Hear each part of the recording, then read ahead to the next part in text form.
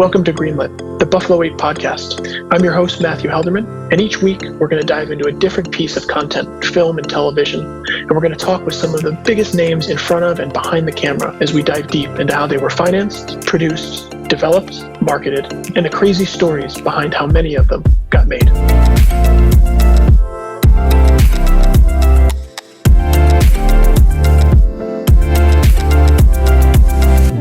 Welcome back to Greenlit.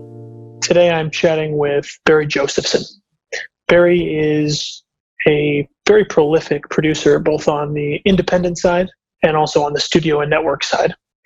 From his days of running Columbia Pictures as Columbia Pictures president, and today we'll be talking primarily about Men in Black, all the way to developing TV shows like Bones. Barry is a great guy, very grounded, comes from sort of a school of thought of being able to understand both sides of the business, the creative side and the business side, in sort of equal parts. I've been lucky enough over the years to know Barry both professionally and personally. We actually play hockey together, and Barry's a really fun dude. So without further ado, I'm going to turn it over and enjoy this conversation with Barry Josephson. Welcome back to Greenlit. Today on the show, I'm chatting with a fellow hockey colleague and friend of mine, Barry Josephson. Appreciate you taking the time, man. Absolutely. Happy to do it.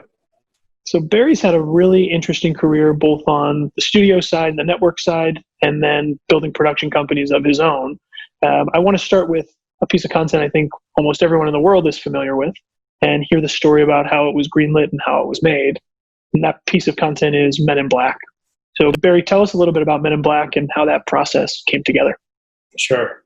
I had been a personal manager for many years in the entertainment industry, and then I segued over into producing. I produced a lot of television. I worked with Bob Zemeckis and Walter Hill and Joel Silver on Tales from the Crypt. I realized when I went to work with Joel and did that I thought, I really want to stay on this side of the industry. When I left that and made that transition from producer to being a studio executive, I wound up at Columbia Pictures as a senior VP of production, which means you're the sort of low man on the totem pole trying to put together projects. Nobody necessarily wants to sell to you. They're all selling to the higher level executives. So I was very hungry, and I was pushing very hard and looking for content, and I was looking for things, to buy and turn around. I was looking for new ideas. I just based my entire concept of being an executive on new talent, because I knew none of the established talent would want to come to me. There were really terrific executives there, like Amy Pascal and Teddy Z and Gareth Wiggin, who were senior to me. So the way Men in Black fell into my lap was because of that endeavor. I had gone out to buy rights for, different things. I had the misfortune of making Last Action Hero, which was, a project that everybody was very excited about, but didn't turn out the way it should have. I made a few movies, at the beginning that were sort of handed to me, but I realized to establish my position, to establish my individuality, to grow as a studio executive the way I wanted to, I'd have to venture out and take risks. And, some of those risks, like Last Action Hero, didn't work, but I think you really learn from your failures, and I don't know anybody who didn't start with some form of a failure. I was given the comic for Men in Black by an executive, Tracy Barone, who worked for Walter Parks and Laurie McDonald, who were established producers. Walter was a very established writer, and he wrote War Games and Sneakers, and I really liked Walter and Laurie a lot. So when that Monday came after the weekend of reading that comic, I wanted to buy that comic. And it was Men in Black by Lowell Cunningham. I think there were maybe like 4 or 5 issues at the time. It was not a big comic. Nobody really knew about it.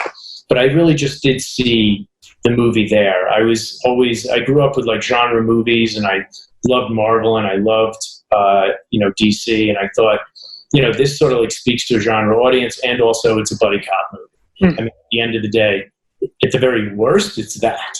And I loved how inventive the comic was. I mean, there are things in the original movie that came and derived right from that original comic. So that's how it came to be. I read it. I, banged on a lot of doors within my building and optioned it. And then it was a matter of, packaging it and moving it forward. So that was 1991, actually, when I optioned it. The movie didn't come out until 1997. It basically took me 5.5 years to get it made. And that was really because people didn't necessarily believe in it within the building, but I never gave up on it. Neither did Walter and Laurie. And we were really fortunate that a really gifted writer, Ed Solomon, came to the project, and Ed wrote it. And so walk us through that. So you go through, I think for reference, half the people listening to this are in the business of making content. Half the people listening to this are in the business of just loving content and consuming it. The 5 years between getting the option and getting it made seems like a really long time for people certainly not in the business of making content. During those 5 years, what happens? You go through what you're referring to as packaging. You go through working with this impressive writer. How does that come all together? And I'm sure there's fits and starts along that path. Yeah, I mean, at the beginning, it was definitely challenging because you have to have a tremendous passion for the thing you believe in. When I optioned it, I thought it was the greatest thing on the planet. I really thought this will be a no-brainer. Everybody's going to get it. I'm going to send it to everybody. They're all going to understand it. They're going to want to do it. They're going to want to jump right in. And, to my surprise, people read it. They respected it, not necessarily wanted to do it. I will say, of those directors that I showed it to, I showed it to Bob Zemeckis, who had done Back to the Future and many great movies, and it just was not the right timing for him. He was working on some other things, and I think he was sort of like moving on to want to do Forrest Gump, and so he was impossible to sort of like nail down, although I tried. John Hughes, who I really admire, and I loved his movies. It just felt like, he loved it. He gave me a lot of really good notes. I mean, that's one thing about when you get passes from people. If those people are really talented, you tend to really learn from those passes. Later in my career as a producer, I produced the movie Enchanted for Disney, and Brad Bird, had from The Incredibles, and just a brilliant director, wanted to potentially consider it as a live action movie, moving from animation to live action. And I think I must have talked to him for about 2 hours, and I wrote down every single thing he said, because I basically developed Enchanted with a lot of input from that unfortunate past. So sometimes you can learn a lot from the submissions, and I usually do. The one that kept really challenging me was Steven Spielberg, because more than anybody at the time, more than any director at the time, I really thought it was like perfect for Steven to do. And I think Steven was really always intrigued by it, and he gave me a lot of great feedback, and he was very open to it. But I think at the time, there was a part of Men in Black that really, it goes from, this sci-fi movie to an action movie to a buddy cop movie, an alien movie, and a comedy. It sort of checked off a lot of boxes, and it felt, I think, to him that he had checked those boxes before, but he was intrigued by the material. And the great thing about Steven is that he will always give feedback. He will tell you why he wants to do something or not. I haven't had that many interactions, but in this case, I really wanted to try again and again and again. And the fortunate thing at the time was Walter and Laurie, as the producers, went to go work at Amblin, and then run Amblin, and then eventually DreamWorks. So Walter and Laurie, I think, made that transition of having Steven come onto the project as an executive producer. That was an important linchpin, because then I could go to my bosses at the time and say, hey, I'm going to put together a phone call with Steven Spielberg. He believes in this material. He's not going to direct it, but he will oversee it, which he did. And that was an early catalyst to me being allowed to hire a writer. Sometimes, to hire a writer. Sometimes in these buildings, when you're a studio executive, everybody thinks maybe it works in a very synchronous way. It doesn't always. There are lots of different departments that need to weigh in on a movie and its viability. Marketing has to weigh in, foreign sales have to weigh in, domestic has to weigh in about whether this is a movie, that people are going to want to go see in a theater? What's the aftermarket of a movie like this? Is it family? So, there's challenges, inside the building to get something financed and put together. And I sort of ran the gauntlet of all of these over the years. When Stephen came on to oversee the project, that's when it became a little bit easier for me. Ed was a writer that I had been tracking. At the time, there were other executives at Columbia Pictures who liked Ed's work as well. So Ed came onto the movie, read the comics, and basically took several months, let's say, to go off and to just sort of make it his own. Mm-hmm. He knew that it was a comedy. He knew that all of the comics couldn't encompass one story, but he sort of understood really what was most important in the movie. And, there was also a threshold. When you make a first movie like this, you have to work within a certain defined budget. So that was something else we were dealing with. How much could we spend on a movie like this that had no pre-awareness, like the way a Marvel title does or a DC title does. So Ed did a great job. He turned in a fabulous script. And once we had that script, then it was time to go out and find the right actors for the movie and the right filmmaker for the movie. Love it. So where my question's going to go, which is obviously this movie is such a huge Will Smith and Tommy Lee Jones piece of content. How does it get there? And is that process easier with Spielberg now involved? And the time frame between Spielberg coming on to that process and to actual production, what does that look like? Well, it's interesting. Two prominent actors passed on doing it when we first got the script. They were two actors that my boss really wanted to work with. Unfortunately, or very fortunately, when they read it, they passed, because as good as those people were, I thought potentially they were better people for the movie. At that time, I had already been in the process of making Bad Boys, which was a project of mine.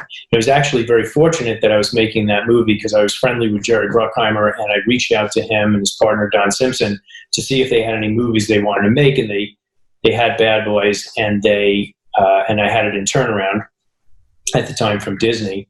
And I really wanted to make a movie with Martin Lawrence.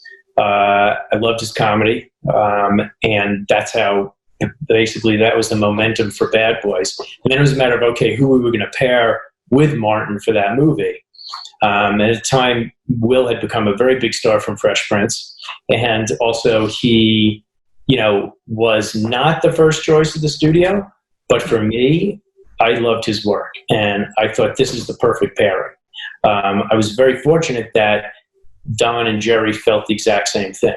As a matter of fact, I really admire all of Jerry Bruckheimer's casting decisions, because I think he always really picks so many great people for his movies. You look at the cast of Crimson Tide or Top Gun or Days of Thunder or, just every movie Jerry's made. It's just remarkable the choices he made. So once I knew that Jerry believed in Will, making that movie became easier for me. I was watching all those dailies of that movie, and I thought, Will Smith is the perfect guy to play Jay. I've been now reading Jay over and over again in the comics and the script, and I thought, who can pull this off? It needs somebody who is a terrific actor, can be comedic, but also, can really shine in that role of an underdog.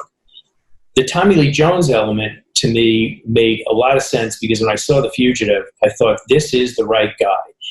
Hardened, smart, experienced, sage, wise.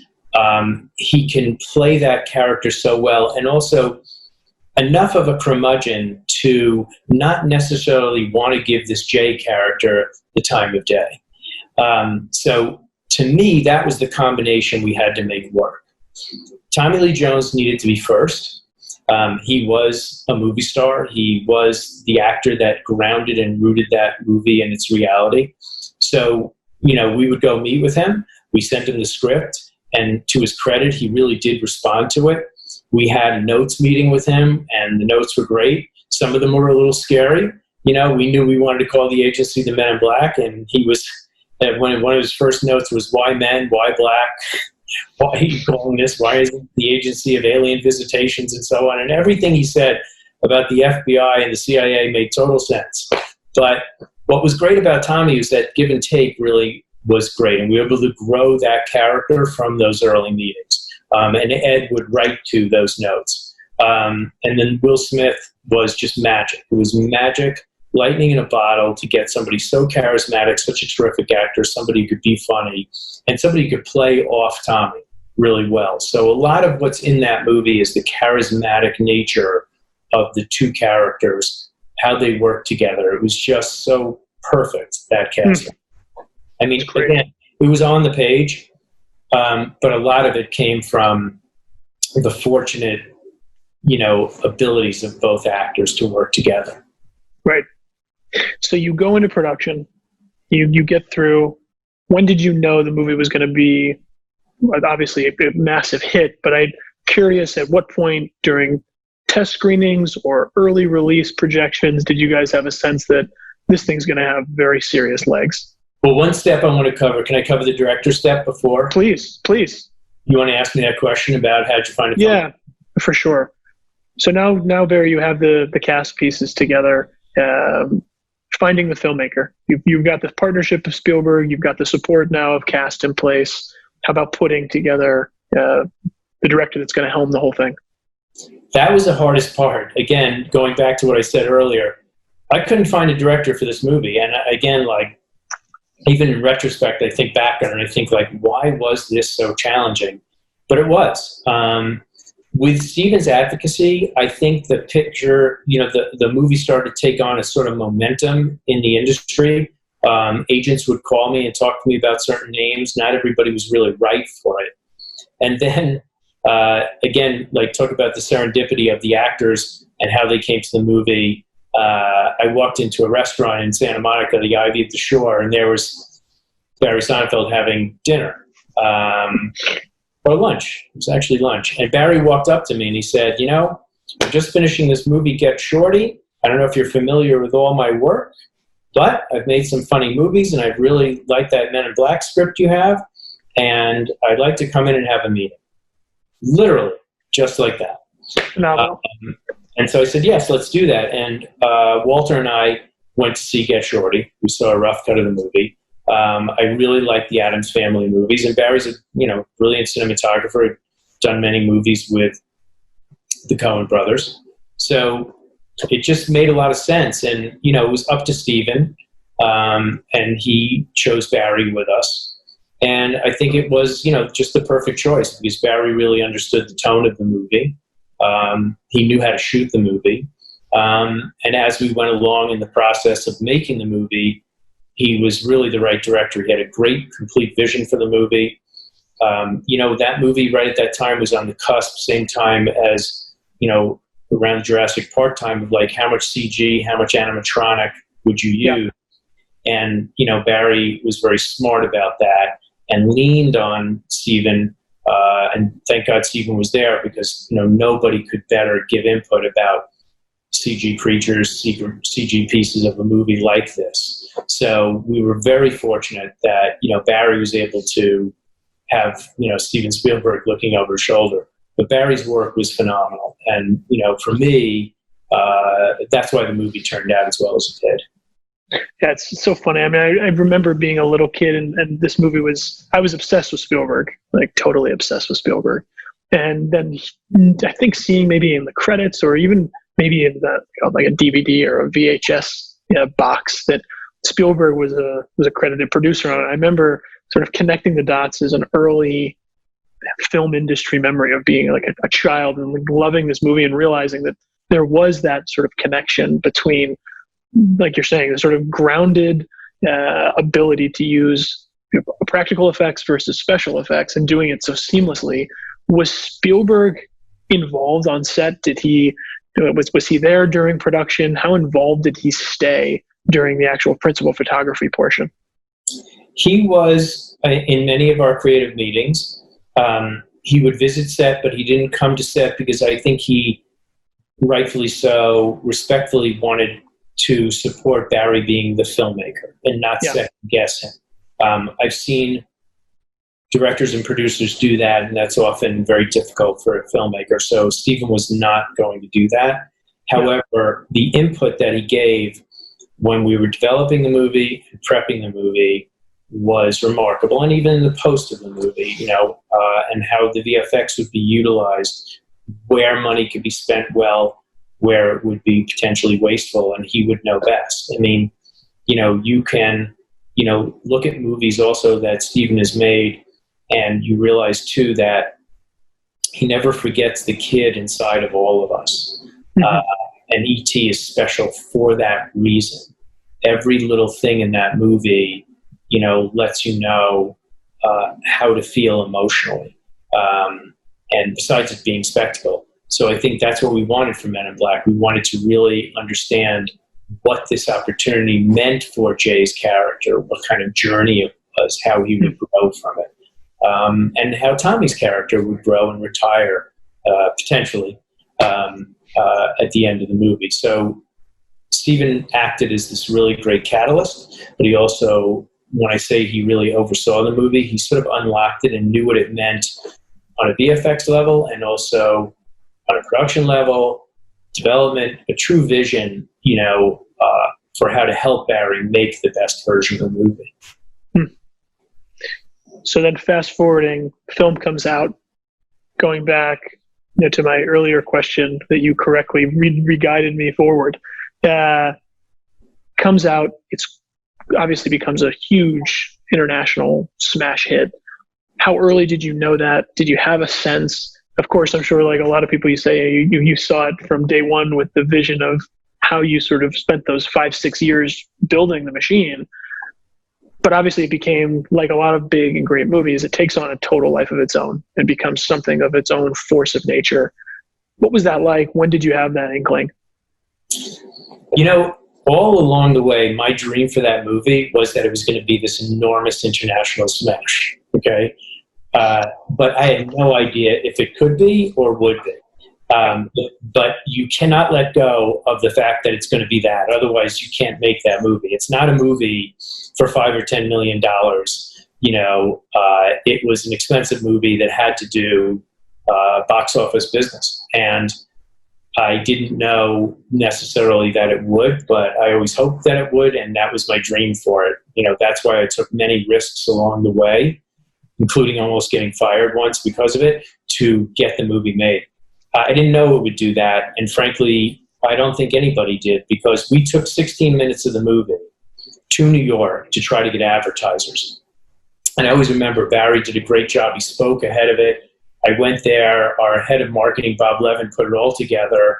We showed it to every major brand you can imagine. Like Bob had, I'd say there were 60 brands who saw that piece of it, and it was really a really good clip of the movie.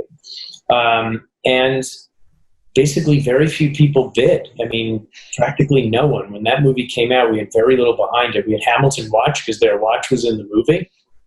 We had Sprint. And I can't remember if I think we might have had one fast food deal, but it wasn't as significant as maybe as others can be. So basically we didn't have that kind of push. So basically the movie had to speak for itself.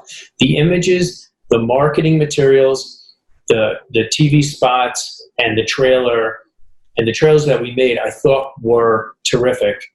And that's what propelled that movie domestic and internationally. So you really had no idea how well it would do because there was nothing behind us that would be that push forward. Right. One thing that was great was that the movie was well reviewed. Sometimes movies like that aren't. So you never know. Certainly I had to experience Last Action Hero being destroyed by critics and getting no momentum, destroyed so badly that it was like, don't see this movie. And I had that still in my system, okay? But, fortunately, other movies I worked on, had done well, like Bad Boys. And so I was like, okay, maybe this can get the benefit of the doubt. Maybe people understand this movie. Barry Sonnenfeld, I remember we were both in New York for the premiere, and the movie's about to come out. And I think it was the Thursday evening before the Friday, Barry calls me, and this is prior to the internet, being the delivery service that we all enjoy. And he says, you need to go down to the newsstand and get the New York Times. We need to know the review. And I said, Barry, I'm about to go to sleep. I was in a hotel. No, you got to get it. I'm out here on Long Island, and I'm not going to be able to get it. You can run down there and get it. There's a newsstand, and it's on. He told me what street it was, what avenue. I ran down there. I got the paper. I waited. The paper got delivered. It got cut open. I took the paper upstairs, and I didn't want to read the review in transit. I was going to read it to him. And so I read him the review, which was great. And all I hear on the other end is Barry cry. I always remember it because it's a pretty great review. So we thought we might have a chance. Maybe people will show up on Friday and enjoy the movie. So on that Friday night, I did see its play in New York, and it played great. And then I had made that decision. I'd made a decision to enjoy the experience. And on my own, I just flew on my own dime west from New York. So I think I stopped in Chicago, and I went to, I think maybe, I can't remember where I went now, but I know I made one other stop and then back to LA. So basically in the arc of that weekend, I had seen the movie in 3 or 4 different locations. And everywhere you went, the audiences, it was crowded, and the engagement was equally as enthusiastic.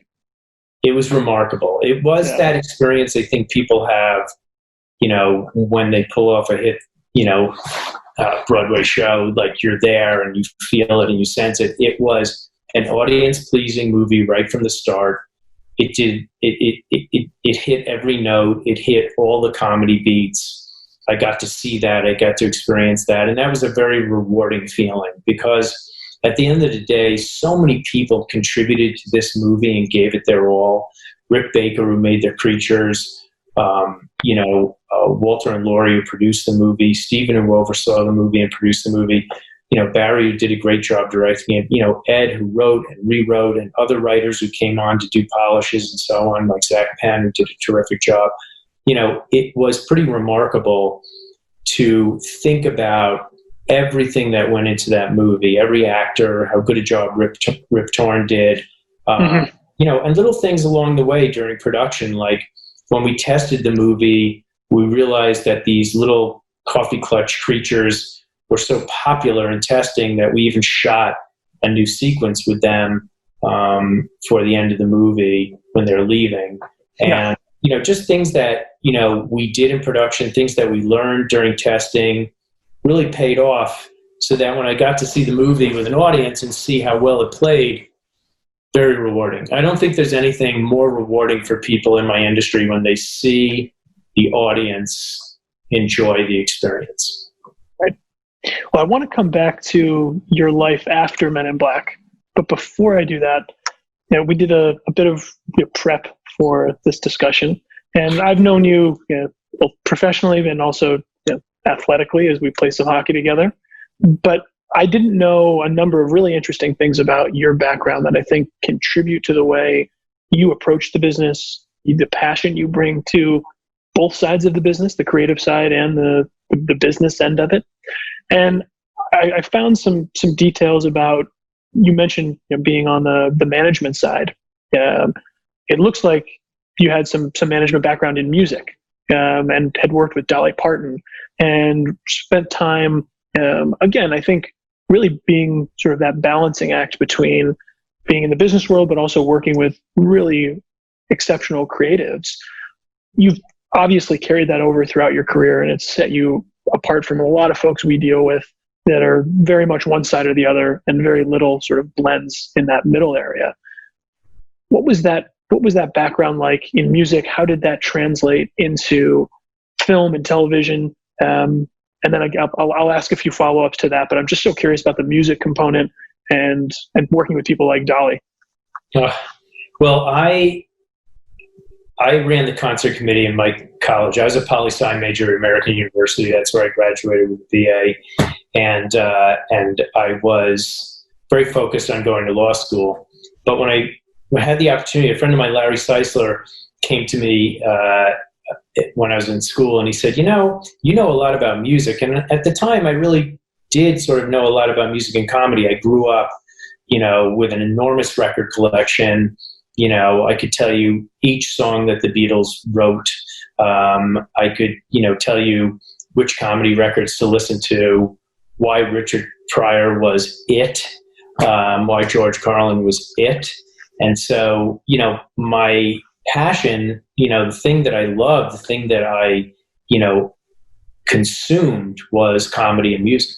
So when I ran the concert committee for 2 years at AU, it was a great opportunity to just sort of reach out and understand, what the agents in New York and LA were selling. And, I was fascinated with the music business, went to a lot of concerts. So when I graduated college, I decided to take a year off basically and try to work in the music industry. And I just moved out to Los Angeles, knocked on doors, got a job at a company called Landers Roberts, and they were film producers and music entrepreneurs. And I made a decision that I really wanted to work in the music industry.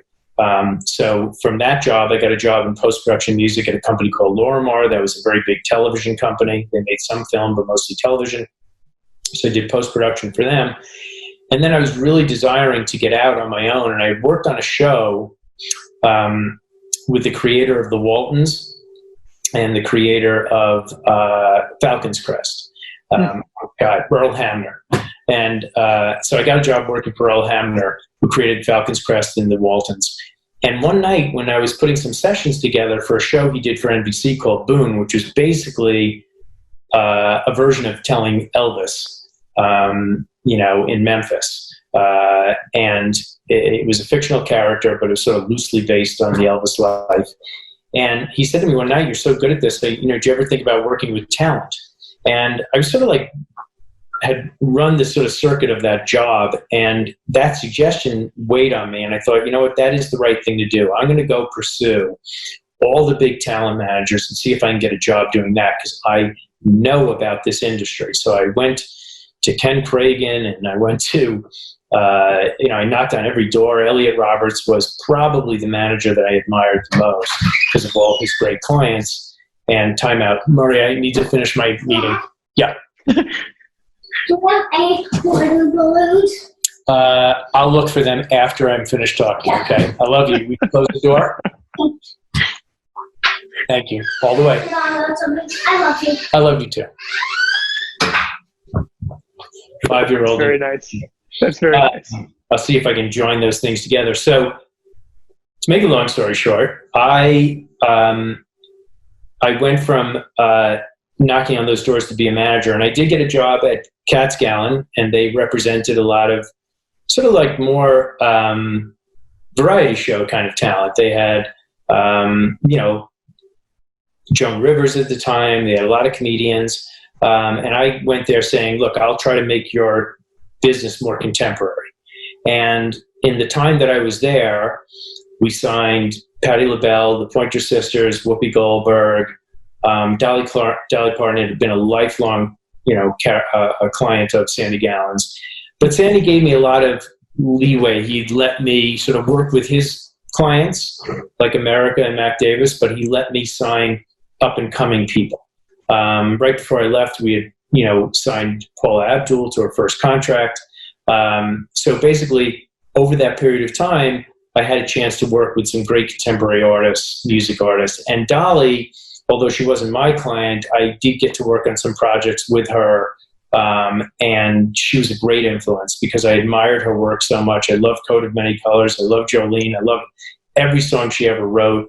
I got a chance to watch her perform live, be backstage, talk to her. Those experiences really helped form me. And when you work with somebody, like Dolly or like Whoopi, who's so gifted, so talented, and they have a vision for their work and their career, it is, and a complete passion for it too. For me, it was a great opportunity. I then realized I wanted to segue from being a manager to producing, because Whoopi was really kind and she allowed me, and so did Mike Nichols, to work on her Broadway album. And then after that, I had the opportunity to produce HBO specials for all of my comedy clients: Paul Rodriguez, Bobcat Goldthwait, Whoopi, Rick Dukeman. And that experience of working, on productions was really satisfying my curiosity about wanting to be a filmmaker potentially, wanting to be a producer potentially. Didn't really have a vision for being a studio executive. That's something that came a little bit later. Yeah. But at that time, that was a great crossover for me. And those clients allowed me that ability because they believed in me enough to oversee those productions. And there was one producer, Tony Eaton, who I learned a lot from about how to produce that sort of like concert event type of show, whether it be music or comedy. Got it. It's great. It's great, Barry. Bringing it now sort of full circle back to you being president of Columbia Pictures and sort of rising to ultimately the sort of pinnacle of the studio world. How does that coincide with Men in Black? How does your life look after Men in Black? And then also segueing out to sort of starting a company of your own again and hitting sort of another reinvention button. I never went to Columbia Pictures wanting to be president or chairman of a studio. Basically, every 2 years of my 6-year tenure, I wanted to leave, and people wanted to hire me. I just always wanted to be a producer. But it was really interesting. You are sort of, for better or for worse, saddled with the things that you make. And you get a pat on the back occasionally when you make something good. Yeah. So in that time period, I made, after stumbling, I made Bad Boys and Air Force One, In the Line of Fire, Men in Black. I supervised or oversaw about 65 movies. And in that period of time, had a lot of success. So every time I tried to quit, I would get a promotion. So it'd be like, no, stay another year, stay another 2 years. And I think it's time for my production deal. But I kept being promoted. And I can't say I really ever enjoyed that much going to all the meetings that we had.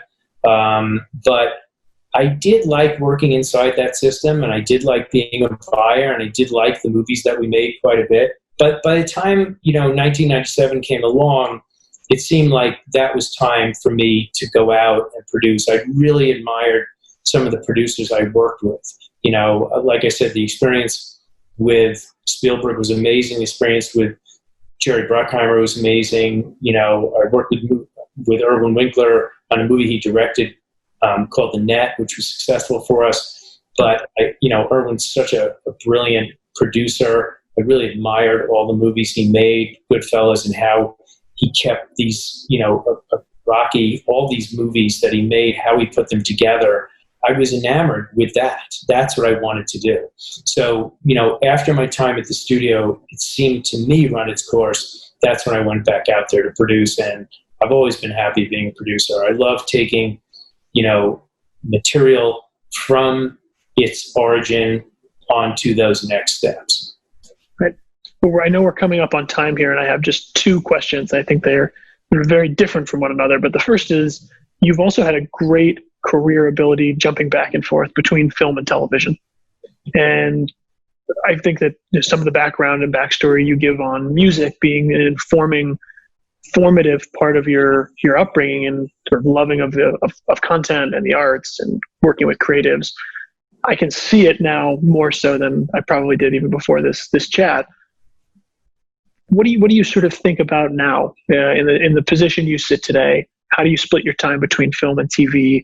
Where do you sort of see the business evolving, and how does that sort of influence the way you're making decisions on your own producing efforts?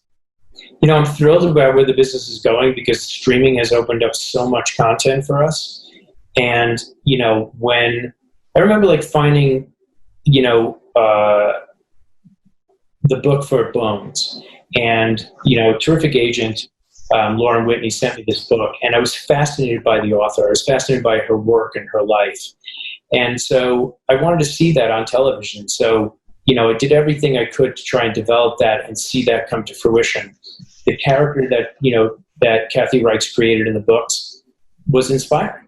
It was somebody who was well-intentioned and had great talents and a gifts and an instinct. When I read the book for Turn Washington Spies, again, too, I was like, passionately motivated by the story, and also the culprit story of these spies for Washington had not been told. So I look at it now and I think you could take so many different forms of stories and either convert it into a movie or a network television show or a streaming television show or a cable television show. And I'm inspired by watching the people around me create all of this great television and all of this great, content for films. I don't think that you need to make a choice one way or the other. I never felt that. Even when I left the studio, I was ambitious to make television as much as I was going to make film. Because for me, what's the difference what screen somebody's watching it on? And now that has sort of come together as almost people really preferring this experience. However, there's always going to be movies that people want to go see in a theater. I really am inspired by what I'm seeing now, whether it's short form, whether it's documentary, whether it's 4 episodes, 6 episodes, 15 seasons. If the story can carry you, if the characters intrigue you, I think I've watched Breaking Bad start to finish twice. I think I've done the same with Sopranos. There are shows that I love, like Schitt's Creek or Unorthodox, and you're not going to run out of content right now, and that's a great thing. And the delivery systems, allow you to do that. So for me, I've always been inspired by characters, character dilemma, the notion of like getting invested in something, and almost everything that I watch and admire, that's what happens, is that you get invested in a character's dilemma and you'll continue on with it, whether it's, Westworld or it's Men in Black or it's Jurassic Park. You just want to be with those people, or you want to experience that slice of life. So I think right now it's sort of like the golden era of television, of streaming, of film as well. And I think post-COVID, the theatrical experience will come back, but there's still something so exciting about sitting in a theater and experiencing a movie that way. Sure. I appreciate it, Barry. I think I always end with a variation on this question, which is looking back to the beginning of your story and looking sort of where you sit now. What would you tell yourself from the seat you're in today versus the shoes you were in back then, starting off early days, maybe all the way back to being a concert organizer and hustling your way in through the music business? The thing I would say that I think can be sage for others is to hook yourself to talent or be inspired enough to be that talent. If you want to write a book, write the book. If you want to write a screenplay, write that screenplay. If you are inspired by others, then try to make a movie with the Safdie brothers. Try to make a movie with Ava DuVernay. Try to, find a way towards talent. That, I think, is the basic principle that you want to adhere to. I watched DeSouza Moreau on Showtime, and I want to work with those guys. I, watched Will Smith, and I wanted to work with him, So I think for me, that is sort of like the defining principle. Either be talent or find the talent to be passionate about. It's awesome. I appreciate you carving out the time. I think we're at the end here, but appreciate the sit down, man. All right, brother. I look forward to playing hockey. It's going to come about pretty soon. I know. I think we're all itching for it. Have a good rest of your afternoon, man. Thank you again. I really appreciate it. Happy to do it. Thanks, Ben. We'll talk soon. Thank you all for listening to another episode of Greenlit, the Buffalo 8 podcast. For financing questions, feel free to contact us at Bondit Media Capital at info@bondit.us. For production, development, and distribution questions, feel free to contact us at Buffalo 8, info@buffalo8.com. We'd love to hear from you and hope you'll continue listening to the podcast episodes ahead.